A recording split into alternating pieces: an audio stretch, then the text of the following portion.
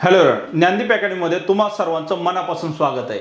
बघा आपला आता एमपीएससीचा जो लँग्वेजचा पेपर आहे डिस्क्रिप्टिव्हचा तो आता नुकताच पार पडलाय आणि ह्या पेपरमध्ये आपल्याला असं जाणवतंय की काही भीती मनामध्ये बाळगायची गरज नाहीये।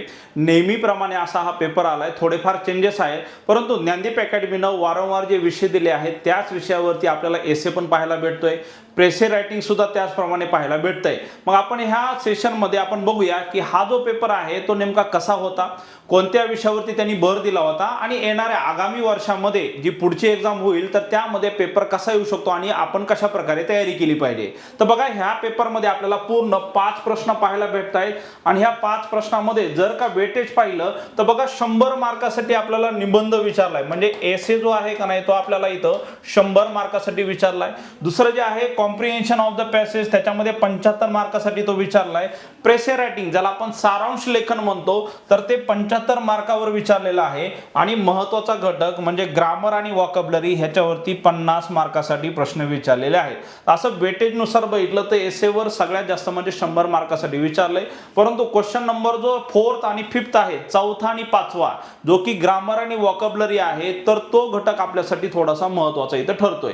आता बघा जो आपल्याला एसे विचारलाय वारंवार आपण टेस्ट सिरीज मध्ये आणि लेक्चर मध्ये पण आपण ह्याचा सराव आपण करून घेतलाय ज्ञानदीप अकॅडमी मध्ये, तो म्हणजे असे 4 विषय दिलेत आणि 4 विषयापैकी कोणत्याही एका विषयावरती आपल्याला 600 शब्दामध्ये निबंध लिहायला विचारलाय।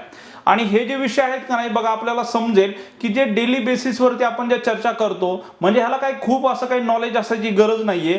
तुम्ही जर का एमपीएससीचा अभ्यास करत असाल तर तुम्हाला सहजगत्या हे सगळे विषय तुम्हाला लिहिता येणार आहेत। असे 4 विषय दिलेत आणि 4 विषयापैकी एका विषयावरती एसे लिहायला सांगितलाय। आता बघा पहिला जो त्यांनी विषय दिलाय तो म्हणजे should education be made free, म्हणजे एज्युकेशन जे आहे का नाही ते फ्री करायला पाहिजे का।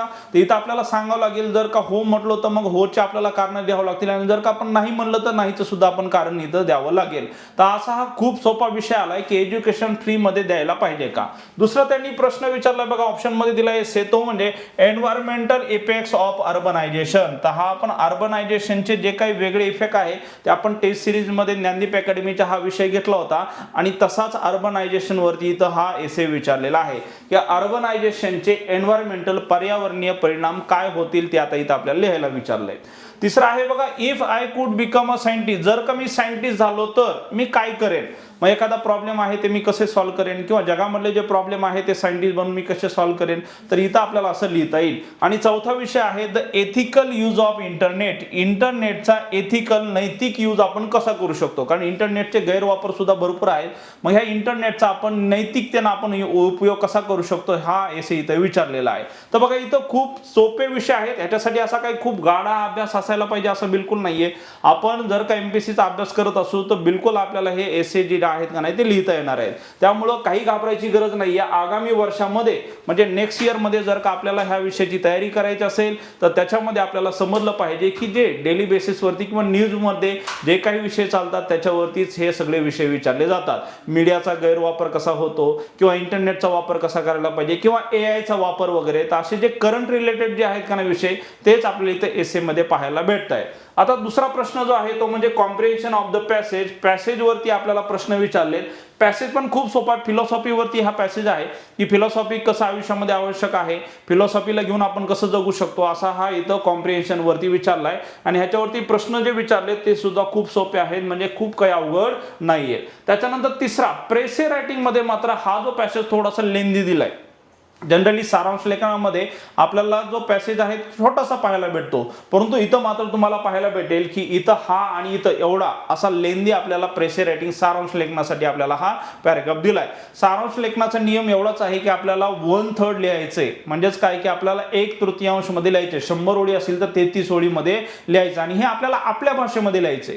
प्रेसे रायटिंग म्हणजे काय cut to cut word to word असं आपल्याला लिहायचं नाहीये, तर आपल्याला काय समजलंय काय उमजलंय त्याच्यावरती आपल्याला हे सारांश लेखन लिहायचंय। पुढचा जो क्वेश्चन नंबर 4 आणि 5th आहे हा सगळ्यात महत्त्वाचा। इथं मात्र आपल्याला ग्रामर आणि व्हॉकॅब्युलरी ही करणं गरजेचं आहे. आणि हे जे प्रश्न आहे जर का तुम्ही tense, direct, indirect speech, active passive degree वगैरे केलेलं असेल तर तुम्हाला हे आरामात प्रश्न सॉल्व्ह होणार आहेत. आणि आपल्याला ह्या 300 मार्कापैकी फक्त 75 मार्क इथं घ्यायचे, त्यामुळे काही घाबरायची गरज नाहीये. तर एकदम सोपे असे हे प्रश्न आले. त्या प्रश्नांचं विश्लेषण आणि उत्तर सुद्धा आपण घेऊया. बघा, जो क्वेश्चन नंबर 4 आहे त्याच्यामध्ये ABCD 4 प्रश्न आहेत. त्याच्यापैकी क्वेश्चन 4A मध्ये त्यांनी विचारलंय करेक्ट द सेंटेन्स, म्हणजे खालचे जे वाक्य आहे ते करेक्ट करून परत लिहायचे.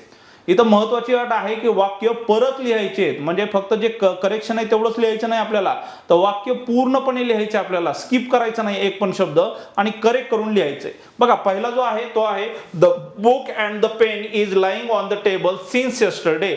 आता इथं दिलेलं की त्यांनी बुक आणि पेन जे आहे का नाही तो पडलेला आहे, आणि कधीपासून, सिन्स यस्टरडे, कालपासून. आता स्पेसिफिक डे दिलाय त्यामुळे इथं सिन्स बरोबर आहे, आणि कालपासून एखादी गोष्ट पडलेली आहे त्यामुळे इथं आपल्याला इज लाईंग कंटिन्युअस प्रेझेंट वापरता येणार नाही. इथं आपल्याला बघा द बुक अँड पेन इथं म्हणावं लागेल हॅव बीन, आहे का नाही, एखादी क्रिया सुरू झाली ना आता पण चालू आहे, परफेक्ट कंटिन्युअस प्रेझेंट इथं वापरावं लागणार आहे. त्यामुळे इथं इज लाईंग हे आपलं इथं करेक्शन आहे, इथं आपल्याला हॅव बीन करावं लागेल. पुढचा आहे she don't likes to go for evening walks. बघा, थर्ड पर्सन असेल तर इथं डोंट लाईक्स येणार नाही, इथं डझंट लाईक यायला पाहिजे. काय यायला पाहिजे? डझंट लाईक, कारण थर्ड पर्सन असेल तर इथं आपल्याला डज घ्यावा लागेल. Doesn't like to go for evening walk असं असायला पाहिजे. पुढचं, a bouquet of flowers were gifted to the leader. आता लक्षात घ्या, फ्लॉवर्सचा बुके आहे त्यामुळे अ बुके हा सिंग्युलर असल्यामुळे इथं वेअर येणार नाही, इथं वॉज गिफ्टेड यायला पाहिजे. पुढचा आहे John is studying Marathi since 5 years. आता लक्षात घ्या 5 वर्ष दिले त्यामुळे इथं सिन्स येणार नाही, इथं फॉर घ्यावं लागेल, कारण सिन्स जो आहे का नाही स्पेसिफिक वर्ष दिलं असेल तरच येईल. इथं मात्र 5 वर्ष दिले त्यामुळे कालावधी दिल्यामुळे इथं फॉर वापरावं लागेल, आणि फॉर 5 years असल्यामुळं इथं इज स्टडीइंग कंटिन्युअस प्रेझेंट इथं आपल्याला वापरता येणार नाही. 5 वर्षापासून तो अभ्यास करत आलाय त्यामुळे जॉन हॅज बीन स्टडीइंग असं आपल्याला करावं लागेल. इज वापरता येणार नाही, कंटिन्युअस प्रेझेंट इथं चालणार नाही, कारण का इथं फॉर 5 years आहे, 5 वर्षापासून. पुढचा आहे the childrens are shouting loudly. Are shouting बरोबर आहे, परंतु चिल्ड्रन्स नाही. चाइल्ड हा सिंग्युलर आहे आणि त्याचा प्लुरल जो आहे का नाही तो चिल्ड्रन आहे. चिल्ड्रन अनेक वचन आहे, मग चिल्ड्रनला चिल्ड्रन्स, त्याला यस आपल्याला जोडायची गरज नाही, इथं फक्त चिल्ड्रन येणार आहे, चिल्ड्रन्स नाही. पुढं, Lata sings very sweetly song at the concert. आता लक्षात घ्या हे दोन्ही प्रकारे वाक्य होऊ शकतं. पहिलं, लता सिंग्स व्हेरी स्वीटली नाही, लता सिंग काय का सिंग करते तर आपल्याला ऑब्जेक्ट अगोदर घ्यावं लागेल, म्हणजे काय सॉन्ग.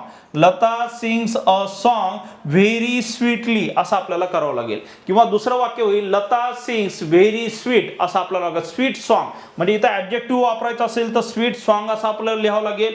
किंवा ऍडवर्ब म्हणायचं तर सॉन्ग अगोदर घेऊन त्याच्यानंतर व्हेरी स्वीटली आपल्याला घ्यावं लागेल. म्हणजे वाक्य असं होईल Lata sings a song very sweetly at the concert. आणि दुसरं वाक्य कसं होईल Lata sings very sweet song, आहे का नाही. अशा प्रकारे दोन्ही प्रकारे वाक्य आपल्याला इथं करता येणार आहे. This issues needs to be address quickly. आता लक्षात घ्या नीड्स इथं डस टाकलाय त्यामुळे इथं इश्यूज न येता इथं सिंग्युलर फक्त इश्यू येणार आहे. काय येणार आहे? This issue needs to be address quickly असं आपल्याला म्हणावं लागेल. पुढं, Rohan is junior than. Junior than नसतं, ज्युनियर टू किंवा सिनियर टू असतं. हे लॅटिन शब्द आहेत त्यामुळे ज्युनियर टू किंवा सिनियर टू असं आपल्याला वापरायला पाहिजे, दॅन वापरता कामा नये. द बॉस आज द एम्प्लॉईज दॅट. आता लक्षात घ्या ज्यावेळेस आपण आस म्हणतो तर त्या वाक्यामध्ये दॅट घ्यायची गरज नसते. द बॉस आज the employees why they were late. बॉसने विचारलं एम्प्लॉईला की ते का लेट झाले, त्यामुळे इथं दॅट वापरायची गरज नाही, हा आपल्याला काढून टाकायचा आहे. शेवटचा आहे the thief was caught and handing over to the police officer. लक्षात घ्या वॉज कॉट पॅसिव्ह वॉइस आहे, ज्यावेळेस वॉज हे सहाय्यकारी क्रियापद वापरले तर मेन क्रियापद कॉट आणि त्याच्यानंतर हँडिंग म्हणजे नाही इथं हँडेड म्हणावं लागेल, कॉट अँड हँडेड ओव्हर. त्यामुळे हे आपल्याला इथं करेक्शन करायचंय. तर अशा प्रकारे हे 10 वाक्याचं करेक्शन इथं पहिल्या क्वेश्चन मध्ये विचारलंय. आता क्वेश्चन 4 मध्ये बी मध्ये काय विचारलंय, मिसिंग वर्ड आपल्याला इथं लिहायचंय. आता लक्षात घ्या हा मिसिंग वर्ड लिहायचं हे मात्र थोडंसं चॅलेंजिंग आहे. इथं तुम्हाला लँग्वेज किती येते हे आपल्याला इथं कळलं पाहिजे, म्हणजे आयोगाला ते अपेक्षित आहे की तुम्ही कोणता शब्द इथं परफेक्ट बसवताय. तुम्ही वेगळे शब्द इथं बसवू शकता, तुमचं नॉलेज किती आहे, तुम्हाला वाक्य समजतंय का हे आयोगाला जाणून घ्यायचंय. पहिलं वाक्य बघा, supply the missing words in the following sentence. The जज examine the case under close before giving her verdict. लक्षात घ्या एक फ्रेज आहे अंडर क्लोज स्क्रुटिनी. आता स्क्रुटिनी म्हणजे काय माहितीये का, स्क्रुटिनी म्हणजे तपासणी. आता बघा जजनं एक्झामाइन केली केस. कशी केस एक्झामाइन केली? Under close scrutiny. म्हणजे काय? एकदम बारकाईनं तपासणी करून. तर अंडर क्लोज स्क्रुटिनी म्हणजे काय? तपासणी. तर एकदम क्लोज तपासणी करून बिफोर गिव्हिंग हर वर्डिक्ट, तिचं वर्डिक्ट देण्याच्या अगोदर तिनं तपासणी केली. त्यामुळे अंडर क्लोज स्क्रुटिनी अशी फ्रेज आहे. तिथं स्क्रुटिनी हा शब्द येईल. स्क्रुटिनी म्हणजे तपासणी. Hema showed great courage in the face of dash and never give up. म्हणजे काय? हेमानं ग्रेट करेज म्हणजे धाडस दाखवलं. आता धाडस कशामध्ये दाखवलंय? तर काहीतरी कठीण काम असेल, आहे का नाही? तर इथं आपण लिहू शकतो की तिनं जे काय ऍडव्हर्सिटी होती, म्हणजे काय वाईट काळ म्हणू आपण त्याला, ऍडव्हर्सिटी जे आहे किंवा काय म्हणू आपण त्याला वाईट काळ आहे, तर त्या वाईट काळामध्ये तिनं घेवअप केलं नाही, तर तिनं धाडस दाखवलेलं आहे. तर फेस ऑफ ऍडव्हर्सिटी किंवा फेस ऑफ डेंजर असं सुद्धा आपण इथं लिहू शकतो. जे डेंजर आहे, ऍडव्हर्सिटी आहे, त्याच्यामध्ये तिनं घेवअप केलं नाही तर धाडस दाखवलं. Indian soldiers fought with great bravery, आहे का नाही? ते धैर्यानं लढले. With great bravery to defend the borders. The doctor advise the patient not to eat. आता तुम्ही इथं दोन्ही लिहू शकता. इथं तुम्ही लिहू शकता जंक फूड किंवा इथं तुम्ही अनहेल्दी फूड सुद्धा लिहू शकता, आहे का नाही? की अनहेल्दी फूड आहे बाबा किंवा जंक फूड खाऊ नको असं डॉक्टरनी पेशंटला सांगितलं. जंक फूड पण लिहू शकतो किंवा अनहेल्दी फूड सुद्धा आपण लिहू शकतो. पुढं the jury took the final decision. आता लक्षात घ्या, इथं डिसिजनच येणार आहे, इथं वर्डिक येणार नाही. कारण अगोदर डिसिजन घेतला जातो आणि त्याच्यानंतर आवर्स ऑफ डिस्कशन आणि त्याच्यानंतर मग ते वर्डिक देतील. तर final decision after hours of discussion, तर इथं डिसिजन हा शब्द इथं येणार आहे. चला, हा थोडासा चॅलेंजिंग होता. पुढचं fill the correct verb form. इथं आपल्याला टेन्स समजला पाहिजे. इथं टेन्स वरती हा प्रश्न विचारला गेलेला आहे की आपल्याला वर्बचा टेन्स फॉर्म लिहायचा आहे. Use the correct form of the verb given in bracket. पहिला आहे बघा, the bus dash leave before we reach the station. म्हणजे आम्ही पोहोचण्याच्या अगोदरच बस निघून गेली होती. मग ज्यावेळेस इथं सिंपल पास असेल आणि त्याच्या अगोदर एखादी घटना घडली तर ती परफेक्ट पास मध्ये लिहितो. म्हणजे इथं वाक्य असेल, the bus had left before we reach the station. Simple past, perfect past. जी क्रिया अगोदर घडली ती परफेक्ट पास मध्ये, जी नंतर घडली ती सिंपल पास मध्ये. पुढं the boys dash a lot of noise when the teacher enter. ज्यावेळेस टीचर एंटर झाले सिंपल पास, तर त्यावेळेस मुलं जे आहेत का नाही ते खूप मोठा आवाज करत होते. त्यामुळं बॉईज इथं वेअर मेकिंग येणार आहे. वेअर मेकिंग म्हणजे मुलं जे आहेत का नाही आवाज करत होते. Simple past, continuous past. पुढं the chief minister and his cabinet. आता बघा दोघं आहेत, एक चीफ मिनिस्टर आहे आणि दुसरं कोण आहेत? कॅबिनेट आहे. त्यामुळे इथं म्हणणार the new policy now. Now म्हणजे काय? आता. आणि नाऊ आता म्हणलं की जी क्रिया कंटिन्युअस प्रेझेंट मध्ये असते ती आपण आता लिहितो. त्यामुळे इथं कंटिन्युअस प्रेझेंट मध्ये आपण म्हणणार आर डिस्कसिंग. डिस्कस करत आहेत.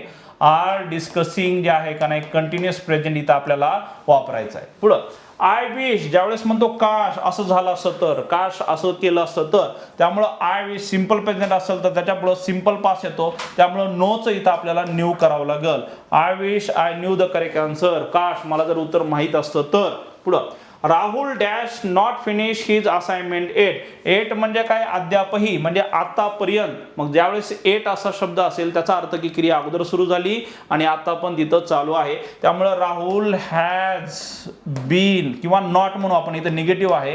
हॅज नॉट फिनिश्ड, आहे का नाही? Has not finished his assignment yet. अद्यापही त्यानं त्याचं असाइनमेंट कंप्लीट केली नाही असं इथं आपल्याला म्हणावं लागेल. आता लक्षात घ्या, इथं एट नाऊ हे जे शब्द आहेत का नाही ते सगळ्यात महत्त्वाचे आहेत. नाऊ म्हणजे काय? कंटिन्युअस प्रेझेंट इथं आपण वापरला पाहिजे. आणि जर काही ते एट दिलाय तर ते सुद्धा आपल्याला समजलं पाहिजे इथं नेमकं आपल्याला काय वापरायचं आहे. तर आपला ऑप्शन नंबर 4 जो आहे हा पूर्णपणे टेन्सवर आधारित आहे. म्हणजे इथं आपल्याला वर्ब फॉर्म जो आहे का नाही तो इथं लिहायचा आहे. त्यामुळे लक्षात घ्या, ऑप्शन नंबर जो आहे का नाही क्वेश्चन क्रमांक 4 आहे त्याच्यामध्ये आपल्याला जो आहे तो टेन्स फॉर्म इथं लिहायचा आहे. चला पुढे जाऊया. पुढचा आहे बघा क्वेश्चन 4D अँटोनिम्स. आता एकदम सोपे आलेत अँटोनिम्स. ह्याच्यासाठी काही खूप नॉलेज असायला पाहिजे असं बिलकुल नाहीये. पहिला शब्द आहे बघा बेनिवोलंट. बेनी म्हणजे चांगला, ओलंट म्हणजे काय? जो परोपकारी आहे, दयाळू आहे, त्याला म्हणतो आपण बेनिवोलंट. तर बेनिवोलंट म्हणजे दयाळू, त्याच्या विरुद्ध असतो मॅलिवोलंट म्हणजे काय? जो क्रूर आहे का नाही?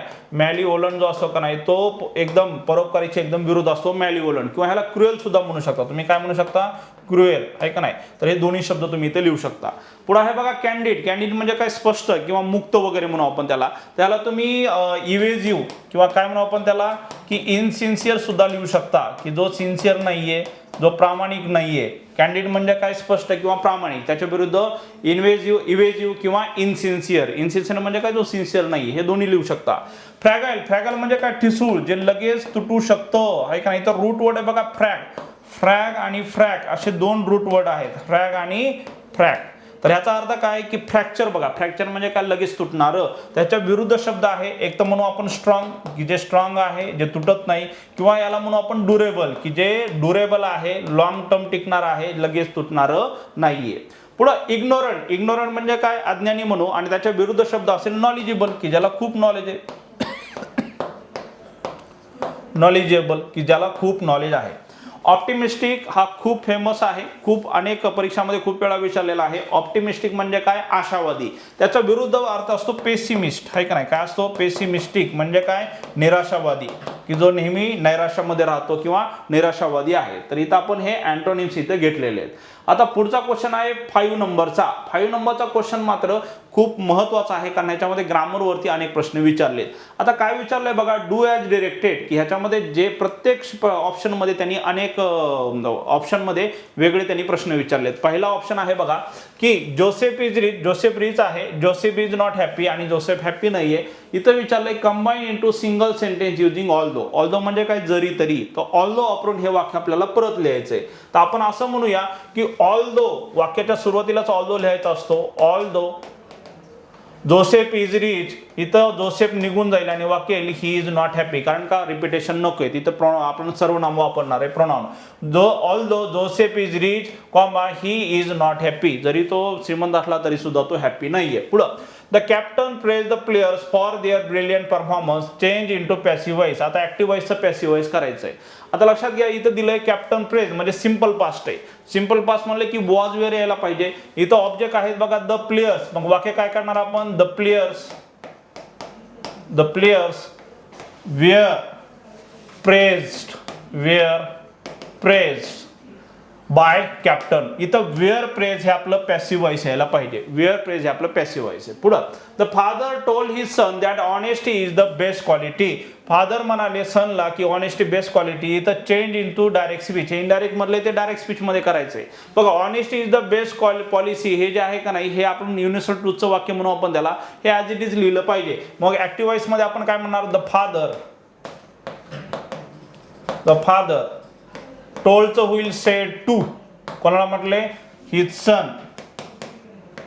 सन आणि कॉमा देऊन इन्व्हर्टेड मध्ये देणार ऑनेस्टी इज बेस्ट पॉलिसी, म्हणजे बाकीचं वाक्य ॲज इट इज आपण लिहिणार. फुल स्टॉप देऊन इथं इन्व्हर्टेड कॉमा कंप्लीट करायचा आहे. Honesty is the best policy as it is वाक्य आपण तसंच लिहायचंय.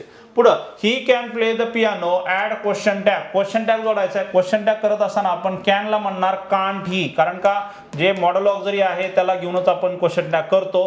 कांट ही असा आपला इथं क्वेश्चन टॅग होणार आहे. पुढचा आहे if you practice hard you will win the race. Rewrite using unless. Unless म्हणजे काय इफ नॉट असं बरं का, जर नाही असा त्याचा अर्थ आहे. म्हणजे वाक्याचा अर्थ होईल की जर का तू प्रॅक्टिस केली नाहीस तर तू जिंकू शकणार नाही. मग इथं आपण इफच्या ठिकाणी लिहिणार सुरुवातीला अनलेस, मग वाक्य होईल unless you practice hard you will not win the race. आहे का नाही, तू रेस जिंकू शकणार नाहीस. पुढं this is a very wonderful news change into exclamatory sentence. Exclamatory sentence करत असताना, उद्गाराचं वाक्य करत असताना आपण म्हणणार व्हॉट अ वंडरफुल न्यूज. आहे का नाही, काय म्हणणार आपण इथं what a wonderful news this is, आणि वाक्याच्या शेवटी इथं उद्गारवाचक चिन्ह येणार आहे. पुढं everybody like the film rewrite in negative form. ज्यावेळेस आपण निगेटिव्ह वाक्य करायचं असतं त्यावेळेस आपल्याला काय करायचं, वाक्याचा अर्थ बदलता कामा नये. एव्हरीबडीला आपण काय म्हणणार नोबडी. एव्हरीबडीला काय करणार आपण नोबडी. आणि लाईकला आपण काय म्हणणार dislike. Dislike the film. Nobody dislike the film. This tree is the largest in the garden. The largest superlative degree आहे आणि ह्याचं सांगितलं त्यांनी using comparative degree. Comparative degree करायचंय. Superlative degree the largest the best असेल, त्याचं positive degree no other न होतं आणि कंपॅरेटिव्ह मध्ये एनी अदर होतं. मग वाक्य इथं होईल this tree is larger than any other tree, इथं एनी अदर आलं पाहिजे, एनी अदर ट्री. तर सगळ्यात महत्वाचे लार्जर दॅन एनी अदर आलं पाहिजे. पुढं the box is so heavy that I can not lift it. Box एवढा हेवी आहे की मी लिफ्ट करू शकत नाही. इथं विचारले रिराईट युजिंग टू, म्हणजे आपल्याला रिमूव्ह टू कर जो आहे का नाही तो टॉपिक वरती हा प्रश्न आहे. The box is so heavy, so हेवीला आपण म्हणणार too heavy. The box is too heavy, की तो एवढा हेवी आहे की that I can not lift. मग हे दॅट आय कॅन नॉट निघून जातं आणि वाक्य होईल the box is too heavy to lift it. The box is too heavy to lift it, म्हणजे आपल्याला इथं दॅट आय कॅन नॉट निघून जातं आणि तिथं टू येतं. पुढं she is beautiful, she is intelligent. Combine using not only but also. Not only but also कधी वापरतो आपण, ज्यावेळेस दोन गोष्टी सांगायच्या. इथं आपल्याला सांगायचे ब्युटिफुल पण आहे आणि इंटेलिजंट पण आहे. वाक्य होईल she is not only beautiful but also intelligent. She is not only beautiful but also intelligent. अशा प्रकारे ते वाक्य आपल्याला करायचंय. तर हे पाचवा क्वेश्चन झाला. पाचव्या क्वेश्चन मध्ये बी मध्ये विचारले त्यांनी make sentence using the given word. खाली काही शब्द दिलेत आणि त्याचा अर्थ जो आहे समजून आपल्याला वाक्यामध्ये त्याचा वापर करायचा आहे आणि ते वाक्य सुद्धा अर्थपूर्ण असलं पाहिजे. मग पहिला शब्द आहे बघा असेन. आता असेन म्हणजे काय, संमती आहे का नाही. असेन म्हणजे काय, संमती. ते तर आपण सांगू शकतो द फादर गिव्ह असेन टू माय ब्रदर आहे का नाही फॉर पिकनिक. पिकनिकला जाण्यासाठी माझ्या वडिलांनी माझ्या भावाला काय म्हणून आपण संमती दिली. तर असेन म्हणजे काय, परवानगी देणं, परमिशन देणं. दुसरे बघा ब्रीच. ब्रीच म्हणजे काय, तोडणं. ब्रीच म्हणजे काय, तोडणं. If you Breach the deal, जर का तुम्ही डील ब्रीच केली तर यू विल बी फाईन, की तुम्हाला फाईन बसू शकतो. त्यामुळं लक्षात घ्या ब्रीच म्हणजे काय, एखादा करार, एखादं काय म्हणून आपण ॲग्रीमेंट, त्याला ब्रीच करणं म्हणजे काय, तोडणं, उल्लंघन करणं. पुढे आहे बघा लिटररी. लिटररी म्हणजे काय, साहित्यिक आहे का नाही. लिटररी म्हणजे काय, साहित्यिक. He got a reward for his literary work. त्याच्या लिटररी वर्क साठी त्याला अवॉर्ड मिळाला. तर लिटररी म्हणजे काय, साहित्यिक. लिटररी वर्क म्हणजे काय, साहित्यिक काम. पुढे बघा मॉनिटर. मॉनिटर म्हणजे काय, लक्ष देणं. तर आपण असं म्हणू शकतो की parent should monitor their children, म्हणजे काय, पॅरेंटनी त्यांच्या मुलावर लक्ष ठेवलं पाहिजे, त्यांना मॉनिटर केलं पाहिजे. आणि प्रिन्सिपल. आता प्रिन्सिपल म्हणजे काय, तत्व. प्रिन्सिपल म्हणजे काय, तत्व. ते everybody should follow principles of forgiveness. फॉरगिव्हनेसचं प्रिन्सिपल सगळ्यांनी पालन करायला पाहिजे, किंवा की आपल्या आयुष्यामध्ये आपण काही प्रिन्सिपल्स फॉलो करायला पाहिजे. तत्व. प्रिन्सिपल्स म्हणजेच काय, तत्व. असे खूप सोपे शब्द आले, त्याच्यासाठी काही खूप नॉलेज पाहिजे असं काही गरज नाही. पुढचं बघा, इथं मात्र आपल्याला समजलं पाहिजे हे होमोफोन्स, होमोनिम्स, होमोग्राफ्स वगैरे आहेत का नाही, त्याच्यावरती इथं प्रश्न आले की दोन समान दिसणारे शब्द, त्याच्यापैकी कोणता शब्द आपल्याला यूज करायचा आहे. Fill the appropriate word. आपल्याला अप्रोप्रिएट वर्ड जे आहेत का नाही इथं फिल करायचे. पहिला आहे बघा, Rohan made a dash remark that offended Seema. इथं दिले कोर्स आणि इथे दिले कोर्स. आता हा जो असतो का नाही कोर्स, तो म्हणजे प्रवाह किंवा म्हणून आपण त्याला जे बॅचचे कोर्स असतात तो. इथं मात्र आपल्याला म्हणायचं की त्याने एकदम रूडली रिमार्क दिला. मग रूडली त्याचा अर्थ काय आहे बघा, कोर्स. COARSE आहे का नाही. तर हे कोर्स येणार नाही, तर पहिला कोर्स येणार आहे. एकदम रूडली त्यानं रिमार्क दिला, त्याच्यामुळं सीमा जे आहे का ना ऑफेंडेड झाली. पुढं the speaker speech was full of dash for the organiser. Sir, organiser साठी जो स्पीकर आहे त्याचं स्पीच आहे का नाही एकदम कसं होतं, एकदम स्तुती करण्यासारखं. त्यामुळे इथं प्रेज येणार आहे. प्रेम म्हणजे प्रार्थना करणं हे येणार नाही, इथं येणार आहे प्रेज. पुढं the archaeologist try to dash the ruins of the old fort. जुन्या किल्ल्याचं जे काही रुइन्स होते, अवशेष होते, ते बाहेर काढण्याचे ते प्रयत्न करत होते आर्किओलॉजिस्ट. त्यामुळे इथं एक्सकेवेट येणार आहे. एक्सकेवेट म्हणजे काय, बाहेर काढणं, उत्खनन करणं, खोदून बाहेर काढणं. आणि एक्सचेकर म्हणजे काय, तिजोरी असते, सरकारी वगैरे तिजोरी असते किंवा घरातली आपली तिजोरी असते, त्याला म्हणतात एक्सचेकर. तर इथं एक्सकेवेट येणार आहे. पुढं the government built a dam to control the dash of river. आता रिव्हरचा, नदीचा काय असतो, फ्लो असतो. फ्लो म्हणजे प्रवाह आणि फ्लॉ म्हणजे काय, काहीतरी उणीव. आपण म्हणतो का नाही फ्लॉलेस बोललं पाहिजे, तर इथं फ्लो म्हणजे प्रवाह. त्यामुळे ऑप्शन नंबर 1 इथं बरोबर येणार आहे.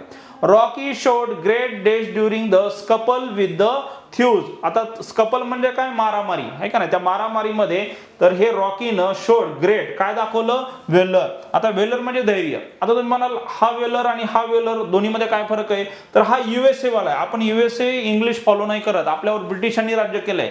त्यामुळे ब्रिटिश जे आहे का नाही ते शब्द आपण इथं यूज करतो. त्यामुळे इथं वेलर हा सेकंड ऑप्शन इथं परफेक्टली बरोबर आहे. तर हा झाला क्वेश्चन 5C वाला. आता शेवटचा आहे 5D मध्ये. इथं सगळ्यात महत्वाचं इडियम फ्रेजेस फ्रेजेस विचारल्या. आणि लक्षात घ्या ईडीएम फ्रेजेस खूप सोपे आहेत. जी ग्रामरची बॅच आहे ज्याच्यामध्ये मी स्वतः शिकवतो त्याच्यामध्ये हे ईडीएम फ्रेजेस मी अनेक वेळा चित्र स्वरूपात शिकवलेले आहेत. एकदम सोपे ईडीएम आलेत बघा. ॲट द 11th hour म्हणजे काय, शेवटच्या क्षणी. ॲट द 11th hour म्हणजे काय, शेवटच्या क्षणी. ह्या ईडीएमचा तुम्हाला वाक्यामध्ये सुद्धा वापर करायला इथं सांगितलंय. तर अर्थ समजून घ्या. ॲट द 11th hour म्हणजे काय, दिवसाचे 12 तास असतो म्हणून आपण, रात्रीचे 12 तास. तर दिवसाच्या 12 तासामध्ये एकदम 11th hour म्हणजे काय, एकदम शेवटच्या क्षणी. पुढं to hit the nail on the head म्हणजे काय, एक्झॅक्टली तेच बोलणं किंवा एक्झॅक्टली जे योग्य आहे ते करणं, त्याला म्हणायचं to hit the nail on the head. म्हणजे आपल्या डोक्यावर आपण काय म्हणू, नेल मारू म्हणजेच काय, खिळा मारू. खिळा मारला म्हणजे काय, आपल्याला एक्झॅक्टली क्लिक झालं की मला काय बोलायचंय. पुढं to turn a deaf ear. Deaf ear म्हणजे काय, मूकबधीर होणं. म्हणजे एखाद्या गोष्टीकडे आपण कानानं दुर्लक्ष करणं, त्याला म्हणायचं to turn a deaf ear. म्हणजे एम्प्लॉई मला सांगतोय परंतु बॉसनं मात्र काय केलं, त्याला टर्न ओव्हर केलं. म्हणजे त्याला थोडंसं काय म्हणू आपण, नाही ऐकल्यासारखं केलं, त्याला म्हणायचं to turn a deaf ear. पुढे आहे cry over spilled milk. Spilled milk म्हणजे काय, सांडलेलं दूध आणि त्याच्यावर रडणं. म्हणजे मग आपण म्हणतो का नाही, अरे झालं गेलं सोडून घ्या, आता पश्चाताप करायची काय गरज आहे. Don't cry over spilled milk म्हणजेच काय, एखादी गोष्ट घडली त्याच्यावर पश्चाताप करणं, त्याला म्हणायचं क्राय ओव्हर स्पिल्ड मिल्क. पुढे आहे टू स्मेल अ रॅट म्हणजे का बघा, एखादा मेलेला उंदीर असेल का नाही त्याचा स्मेल येतो. म्हणजे एखादी गोष्ट सस्पियस असेल, काहीतरी वाटते आपल्याला इथं काहीतरी वाईट झालंय, त्याला म्हणायचं टू स्मेल अ रॅट. तर अशा प्रकारे ह्या ईडीएम फ्रेजेस पण ज्या खूप सोप्या आहेत त्या इथं विचारल्यात. त्यामुळं जर का अपकमिंग इयरसाठी तुम्ही जर का तयारी करत असाल तर काही घाबरायची गरज नाहीये. परत सांगतो, पेपर खूप सोपा होता. 300 पैकी फक्त 75 मार्क आपल्याला घ्यायचे आहेत. एसी आपण लिहू शकतो. त्याच्यानंतर आपल्याला कॉम्प्रिहेन्शन पण खूप सोपं आलं होतं. प्रेशर रायटिंग पण थोडंसं लेंदी होतं म्हणून आपण त्याला, परंतु ग्रामर वॉकॅब्युलरी जे आहे किंवा ईडीएम फ्रेजेस आहेत त्या एकदम सोप्या आहेत. ज्या म्हणी वारंवार आपण एमपीएससी मध्ये, कंबाईन एक्झाम मध्ये वारंवार विचारलेल्या पाहायला भेटतात, त्याच ईडीएम फ्रेजेस, तेच अँटोनिम सिनोनिम आपल्याला इथं विचारलेत. त्यामुळे मनामध्ये काही भीती बाळगायची गरज नाहीये. आणि ज्ञानदीप अकॅडमीनं ज्या काही टेस्ट सिरीज घेतल्या त्या टेस्ट सिरीजमध्ये आपण हे सगळे शब्द असतील किंवा ह्या ईडीएम फ्रेजेस असतील किंवा आपण जे एस एस साठी जे निबंधाचे विषय घेतले तेच आपल्याला इथं आयोगाच्या पेपरमध्ये पाहायला भेटत आहेत. याचा अर्थ आम्ही जे देतो तेच आयोग विचारतो असं बिलकुल नाही. तर आयोग ज्या प्रकारे ज्या दर्जाचं विचारतं ते ज्ञानदीप अकॅडमी इथं एमपीएससी किंवा यूपीएससी किंवा ज्या काय आपल्या बॅचेस आहेत त्याच्यामध्ये आम्ही प्रोव्हाइड करतो. त्यामुळं जर का चांगल्या प्रकारे लँग्वेजचा तयारी करायची असेल तर तुम्ही ज्ञानदीप अकॅडमी नक्की जॉईन करा. याच्या टेस्ट सिरीज असतील किंवा जे इंटिग्रेटेड बॅच आहे त्याच्यामध्ये लिखाण सराव पण आपण भरपूर करून घेतो आणि लँग्वेजचा सराव पण आपण करून घेतो. तर एसे असेल किंवा कोणतीही गोष्ट असेल त्याचा भरपूर सराव करायचा असेल तर एकमेव सोल्युशन म्हणजे ज्ञानदीप अकॅडमी. तर आजच तुम्ही ज्ञानदीप अकॅडमीची जे काही इंटिग्रेटेड बॅच असेल किंवा जे काही रायटिंगचं काय आपण मुख्य परीक्षेसाठी जे काही बॅच लॉन्च केल्या आहेत त्या नक्की जॉईन करा. याचा 100% तुम्हाला फायदा नक्कीच होणार आहे. तर इथून पुढं जी काही एक्झाम आहे त्या सगळ्या एक्झामसाठी तुम्हाला all the best. Thank you very much.